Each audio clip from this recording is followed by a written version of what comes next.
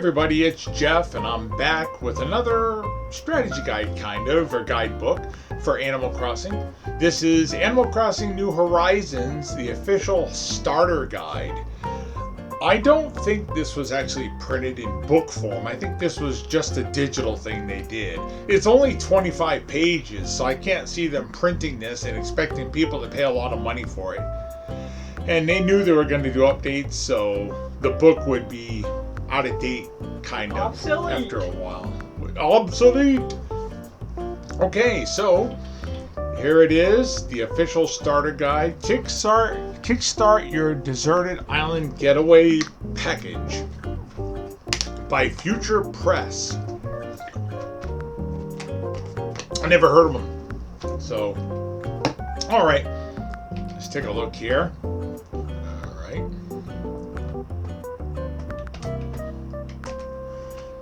Let's see, so they're going over stuff in the game, different things. Getaway, meet the locals, Nook Incorporated Guide to Island Life, the Great Outdoors, the Workbench, Isabel's Island Reviews, and the Nook Collector's Catalog. So I like the cartoon pictures in the book. I always like the artwork they do for stuff like that. Here they show the Switch. Oh, wait a minute. Yeah, the Switch and the commands and how you start your game off and different things.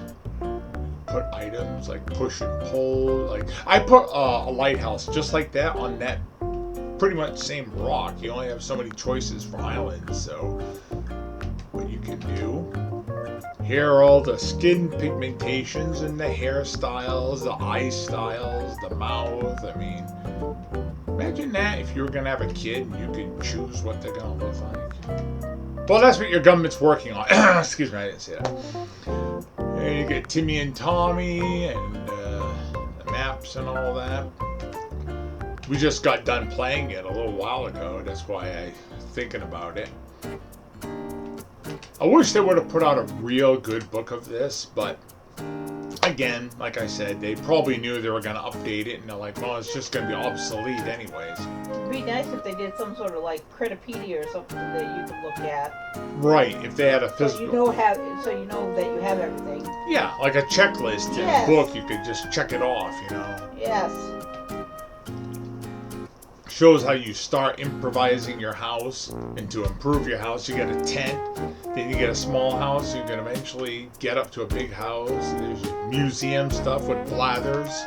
And then it shows those, what are those achievements there that you click on? When you do a certain thing, it'll beep. Yep. And then as you're setting up the island, if you're visitors, tent thing, and spend time with friends, you can scan in the amiibos and the amiibo cards. My wife has a bunch of those in a binder, a bunch of amiibo cards, and she's got all the Animal Crossing amiibos. But one of the things that bothers me is they never released a villager amiibo. Now I know these amiibos were tied into Amiibo Festival for Animal Crossing on the Wii U, but why wouldn't they make one of the characters a villager? I mean, seriously, why wouldn't they make one? I mean, that's who you play as, right? When you play the game, you're a human character surrounded by a bunch of animals. Kind of like in Lewiston. When you live in Lewiston, you're a human, everyone else is an animal running around. Speaking of animals, Ice is here today. Did you know that? Oh, sorry. Ice baby. I didn't say that. I didn't say that. Okay, wait. Okay, so the Island Bulletin Board, Dodo Airlines. Yeah, that's fun. You could take a plane ride to another island and then steal all the stuff they have for resources and bring it home with you. So that's kind of cool. That's a good way to get your inventory up. Get extra wood for building things. And yeah, this one has that Nook phone. Talk about predictive programming. Get kids used to using a cell phone early, you know. For everything. Because God forbid we don't live on our cell phones enough. What? I don't know what you're talking about. Yeah, the Nook Miles. That's what I'm trying to think of. Nook Miles. That's a weird currency, Nook Miles. I don't know if I like that. They should have come up with something else, but It is what it is. Ooh. Let's see what else we got here. The DIY recipes. Yeah, you find these recipes and you read them and it teaches you, it unlocks the ability to make certain items. Like, oh, I can make a workbench, or I can make a table or a chair or this and that.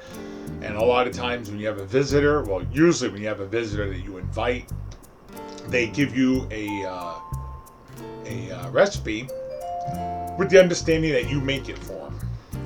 So I've had a couple people, oh, I want a chair, I want this, and they teach you a new recipe, and it always ends up coming in handy, so you always want to do it. You get your shopping cart, you can buy stuff at the Nook store and ordering things, Nook shopping. Let's see, custom designing, whoop, a fart, island designer, yada yada. What is that? The map, yeah, that's good. You got the map. If you don't run around for a while, the map will pop up, and boy do I stink. Sorry, kids. Rescue services. Yeah, the other day I was in the water and I couldn't find out where I was, so you call the rescue services and a helicopter comes and picks you up and they charge you. Isn't that great? Because if you didn't have the money, you'd be stuck there. So nice to these animals. That's why they're animals. It's Tom Nook for you. Tom Nook, man. He needs to be assassinated. You can Mafia play... boss. Right. You could play online with your friends. You could send mail to each other, like a little postcard, stuff like that. Or, you know, locally, you could play locally. My wife and I play locally. We're in the same room, so she'll play in handheld mode, and I'll play on the TV. And we'll just communicate like that. We can send each other little love notes and stuff, or we can just send each other hate notes, or whatever. But you have to have two switches. Two people can't play on the same switch. It's not made like that. I think it's just their way. It's like Pokemon. Oh, you gotta buy 2 copies, you know, that kind of thing. So it's kind of devious of them. Local play. I was just saying that right there.